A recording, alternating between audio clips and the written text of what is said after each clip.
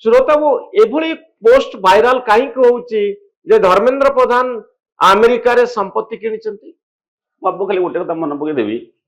जो धर्मेंद्र प्रधान संपर्क में आज आलोचना करुचे रेकर्ड भांगिकी लंबा समय पेट्रोलियम मंत्री रही व्यक्ति है धर्मेंद्र प्रधान। एतिक दिन कहीं पेट्रोलियम मंत्री ना जो पेट्रोलियम विभाग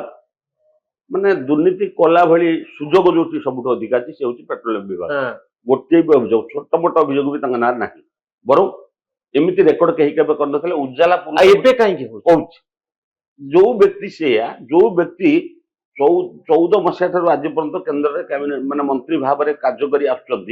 जहाँ ना आदौ अभियोग ना योजनाबद्ध भाव में प्रायोजित अभियोग किसी लोग आने चेष्टा अपचेष्टा कर देखो समाज में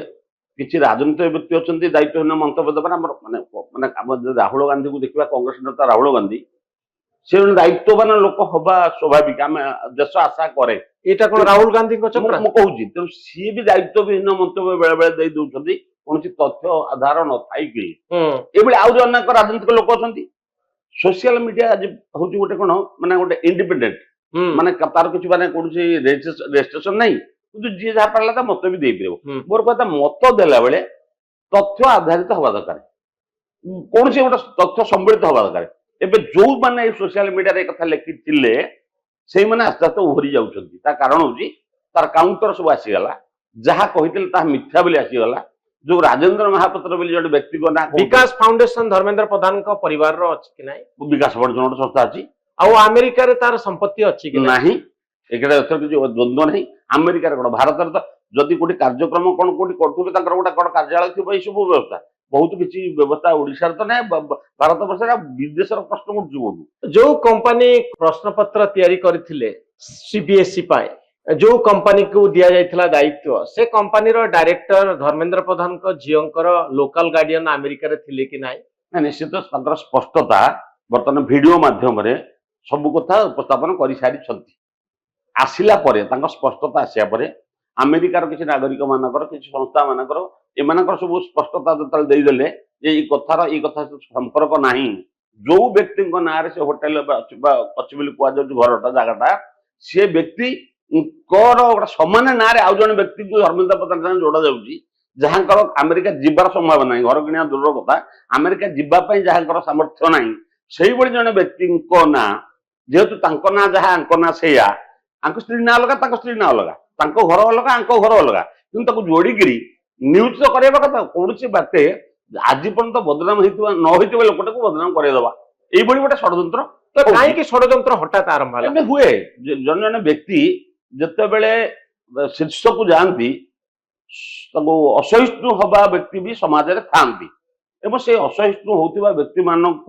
मोर अनुरोध जो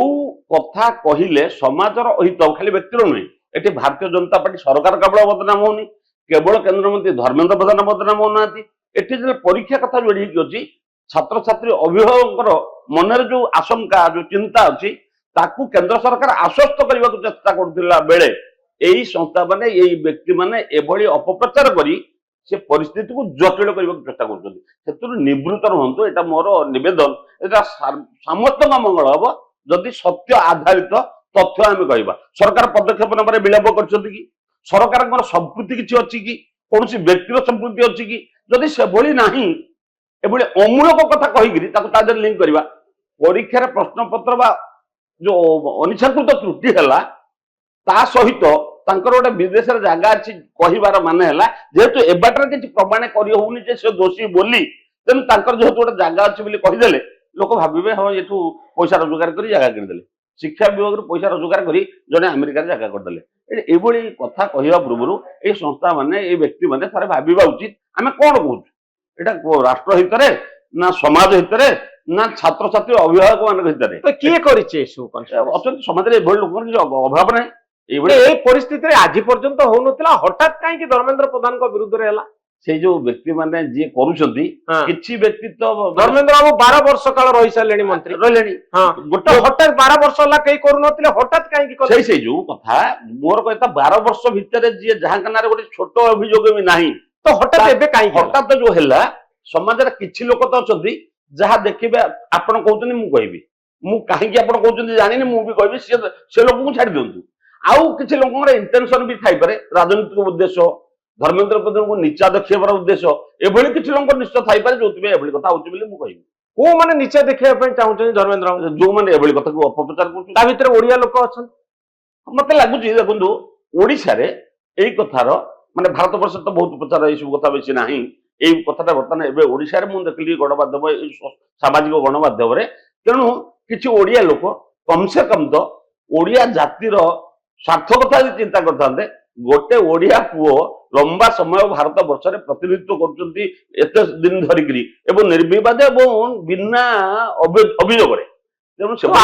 ଏଥିରେ ଭାରତୀୟ ଜନତା ପାର୍ଟିର କିଛି ଗୋଷ୍ଠୀ ସାମିଲ ଅଛନ୍ତି ବୋଲି ଆପଣ କହୁଛନ୍ତି? ମୁଁ ସେଭଳି କଥା କହିପାରିବି ନାହିଁ। ସେଭଳି କଥା ମୁଁ କହିଲା ବେଳେ ମୋ ପାଖରେ ତ ବିଜେପି ନେତା ମାନେ ତାଙ୍କ ପଛରେ ନାହାନ୍ତି ବୋଲି ଆପଣ ଗ୍ୟାରେଣ୍ଟିର ସହିତ ନାଇଁ କହିପାରିବେ? ନାଇଁ, ମୁଁ କହିପାରିବିନି। ଅଛନ୍ତି ବୋଲି କହିପାରିବିନି, ନାହାନ୍ତି ବୋଲି ବି କହିପାରିବିନି। ମୋ ପାଖରେ ସେଭଳି ପ୍ରମାଣ ନାହିଁ। କିନ୍ତୁ ଯେଉଁମାନେ ଏକଥା କରୁଛନ୍ତି ସେମାନେ ନିବୃତ୍ତ ରହିଲେ ସମାଜର ହିତ ହବ, ଓଡିଆ ଜାତିର ବି ହିତ ହବ, ଏକଥା ମୁଁ କହିବି। ବିଜେପିରେ ଗୋଟେ ବଡ ଧରଣର ଗୋଷ୍ଠୀ କନ୍ଦଳ ଚାଲିଛି କି ଓଡିଶାରେ, ଯୋଉଥିପାଇଁ ଏଇଭଳିଆ ପୋଷ୍ଟ ସବୁ ଆସୁଛି? ଦେଖନ୍ତୁ ରାଜନୀତିରେ ମତ ପାର୍ଥକ୍ୟ, ମତଭେଦ ଏସବୁ କଥା ରହିବା ଅତ୍ୟନ୍ତ ଗୋଟେ ସ୍ୱାଭାବିକ କଥା। ଆମ ପାର୍ଟିରେ ତ ବହୁତ ପ୍ରାକାଶ୍ୟ ଭାବରେ ଏଭଳି କଥା ବାହାରକୁ କେବେ ଆସିବାର ନଜିର ନାହିଁ ଯେ ଯଦି କୋଉଠି କଥାରେ ମତ ପାର୍ଥକ୍ୟ କାହାର ହେଲା ହଉଥିବ, ସେଭଳି କଥା ପ୍ରାକାଶ୍ୟରେ ଏମିତି ନାହିଁ। ଦାଣ୍ଡରେ ହାଟରେ ପଡିବାର ନାହିଁ, କାରଣ ଆମର ଗୋଟେ ସିଷ୍ଟମରେ ସବୁ କଥା ହୁଏ। ତେଣୁ ସେଭଳି କଥା ଯାହା ହବ ସେଇଠି ଗୋଟେ ଫୋରମରେ ଆଲୋଚନା ହୁଏ। ତେଣୁ ବାହାରେ ପବ୍ଲିକଲି ଆଲୋଚନା ହବା ପାଇଁ ବଡ ନେତା ସିନା ଫୋରମରେ କଥା ହୁଅନ୍ତି, କିନ୍ତୁ ତଳେ ଯୋଉ ନେତା ମାନେ ଥାଆନ୍ତି ସେମାନେ ବଡ ନେତାଙ୍କ କଥା ଅନୁସାରେ କାମ କରୁଛନ୍ତି। ତ ଆପଣ ଭାବୁଛନ୍ତି କି ଏଇଭଳି କିଛି ଘଟଣା ଘଟୁଛି ଯାହା ଫଳରେ ଗୋଟେ ବଡ ଧରଣର ଗୋଷ୍ଠୀ ବିବାଦ ଭାରତୀୟ ଜନତା ପାର୍ଟି ଭିତରେ ଦେଖିବା ପାଇଁ ମିଳୁଛି?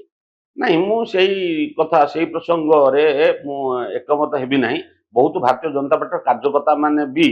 ଏଇ ବିଷୟରେ ତାଙ୍କ ମନରେ ବହୁତ ଦ୍ୱନ୍ଦ୍ୱ ଦ୍ୱିଧା ନାହିଁ। ସେମାନେ ବି ଜାଣନ୍ତି ସମସ୍ତ କାର୍ଯ୍ୟକର୍ତ୍ତା ଯେ ଆମ ନେତା କଣ, ତାଙ୍କ ନିୟତ କଣ,